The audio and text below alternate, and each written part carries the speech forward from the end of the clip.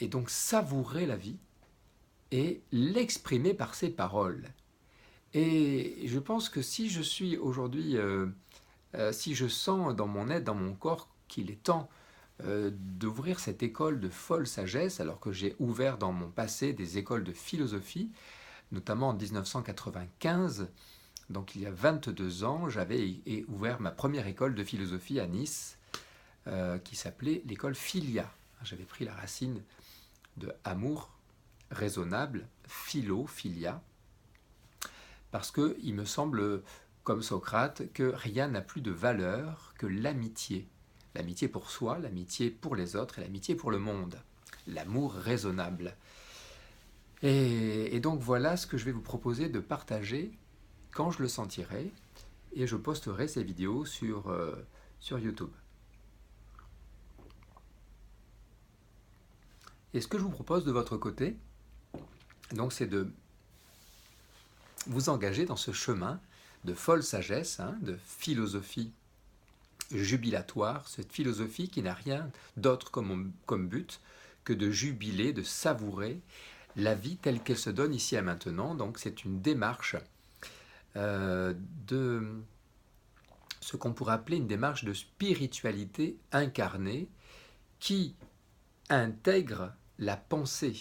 La philosophie, vous savez, c'est l'art de penser, activité intellectuelle où j'utilise mon mental, non pas pour maîtriser la matière comme le fait d'habitude le mental, mais pour reconnaître la vérité. Donc le mental se met au service de l'esprit, de l'âme, et va chercher donc à ce que l'esprit, la capacité de reconnaître l'ordre du monde, la vérité, c'est-à-dire la réalité, car la vérité n'est rien d'autre que le dévoilement du réel, comme disent les Grecs, aletheia, lever du voile.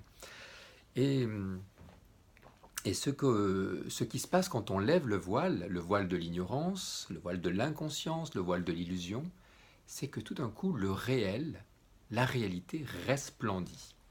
Et donc, nous accédons à l'éveil de la conscience qui est en fait le véritable but de la philosophie que peu de philosophes parviennent à atteindre et à incarner dans leur vie. Voilà pourquoi il y a beaucoup de philosophes, mais il y a très peu de sages.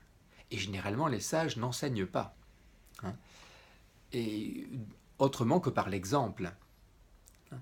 Et donc, je vais donc essayer, comme Montaigne, comme Nietzsche, comme Socrate, comme Spinoza, en Occident, comme les sages orientaux, les sages du Sud, les sages du Nord, les sages de là-haut, car il y a bien sûr dans l'univers d'autres formes d'intelligence, et un jour je parlerai peut-être de la sagesse cosmique, la sagesse des dieux, des déesses, de tous les maîtres qui peuvent venir des autres galaxies, car peut-être qu'enfin nous pouvons aussi avoir accès à une sagesse stellaire, et donc ça peut paraître fou justement, dans cette école de folle sagesse, on pourra à certains moments nous interroger sur la manière dont une autre personne de notre galaxie, un autre humain d'une autre galaxie, ou non humain, car il y a peut-être des humains et des non-humains, et se pose la question, tiens, j'ai utilisé le mot humain, mais qu'est-ce que c'est qu'être humain ?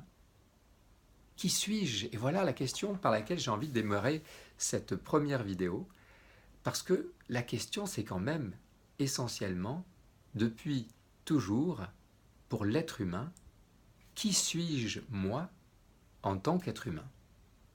C'est la question, vous savez, de Socrate, qui fonde la philosophie en choisissant comme adage, plutôt comme devise, cette phrase écrite sur le fronton du temple de Delphes. Delphes, on a les dauphins, on en reparlera des dauphins, qui ont un rôle très important dans la sagesse et la philosophie, car ce sont des animaux qui vivent sans doute dans le plus grand bonheur qui existe sur Terre, des grands maîtres de sagesse. Et ce qu'il y avait sur ce temple de Delphes dédié à Apollon, dieu de l'harmonie, dieu de la beauté, dieu de la bonne forme et dieu de la lumière. Qu'est-ce qu'il y avait écrit en grec ? Gnoti. séoton. Connais-toi, la gnose, toi, toi-même. Connais-toi toi-même. Connaissance de soi, connaissance de qui je suis, de ce que je suis. Et alors, termine la phrase, tu connaîtras l'univers et les dieux. Et donc, je ne vais rien faire d'autre que de chercher à me connaître et vous inviter, vous aussi, à vous connaître mieux, car vous connaîtrez alors l'univers tout entier et les dieux, car chez les Grecs, il n'y a pas un dieu, mais il y a les dieux, multiplicité de dieux. Et Nietzsche a cette phrase extraordinaire, il dit qu'est-ce qui fait que tout d'un coup, eh bien, alors que nous étions dans un monde polythéiste, dans lequel il y avait de multiples formes de divinité, une infinité, comme on le voit par exemple dans le panthéon extraordinaire de l'Inde, où il y a des dizaines, des centaines de milliers de dieux, on peut créer autant de dieux qu'on veut, parce que le Dieu, on verra, capte simplement dans une forme une réalité archétypale qui exprime le sacré, l'infini et enfin, évidemment un caractère de l'humain. Donc je reviendrai sur la sagesse indienne une fois, la sagesse hindoue. Et je reviens à cette phrase de Nietzsche que je trouve extraordinaire.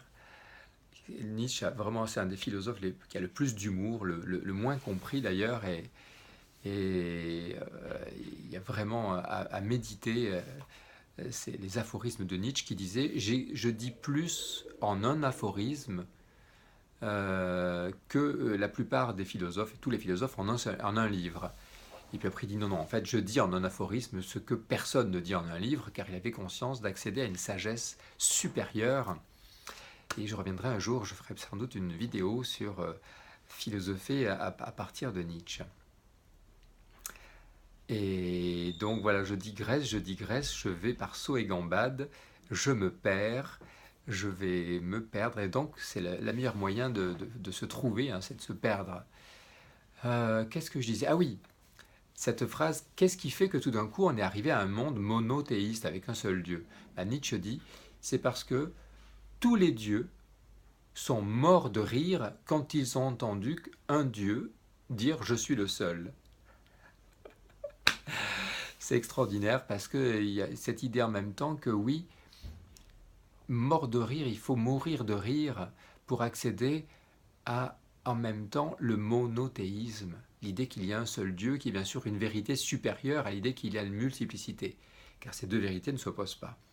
Il y a à la fois le polythéisme de l'infinité des dieux possibles, Apollon, Dionysos, extraordinaire, duo, extraordinaire, agone, c'est-à-dire combat, héraclitéen pour permettre à la démesure, l'intensité, l'ivresse, la force pure, l'instinct, la sexualité, la folie de Dionysos